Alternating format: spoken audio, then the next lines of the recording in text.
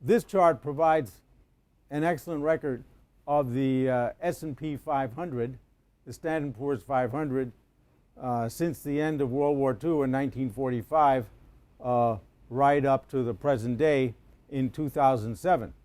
And the reason we focus on the Standard & Poor's 500 because it includes elements of the Dow Jones Industrial Average on one hand and the NASDAQ on the other. Think of the Dow Jones Industrial Average as being blue chip stocks, 30 of the biggest of the big in a variety of sectors and industries. And this small segment of stocks, which represents a disproportionately large share of the market, is often referred to as the blue chips, the creme de la creme. On the other hand, think of NASDAQ, National Association of Securities Dealers Automated Quotations. Think of it being mostly small stocks, the tech stocks. And that's 5,000 stocks, an average of which is computed every day. The nice thing about the Standard & Poor's 500, or the S&P 500 as it's known, is that it combines elements of each. It's 500 stocks, includes the big guys, the blue chips, and includes the small tech stocks. And so most stock market observers follow the S&P 500.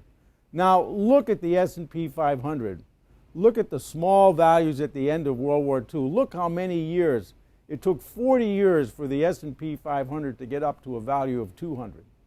And then barely another, 7 years or so to get up to a level of 400, to double. And then look what happened. Just a few more years up to 800.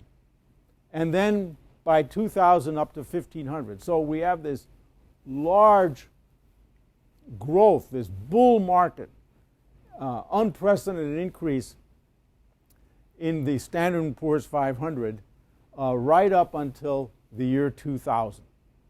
And then you've got this crash from a high of around 1500 to a low of around 800 in just a couple of few years.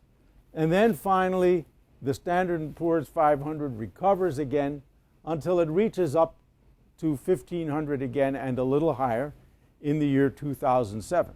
Now what we have to do now is get behind these numbers, get behind the stock market performance and understand what are some of the forces driving the Standard & Poor's 500 and what are some of the different metrics, different ways of analyzing the Standard & Poor's 500 so we can get behind these numbers and do a worthwhile analysis of the forces driving the S&P 500 one way or another.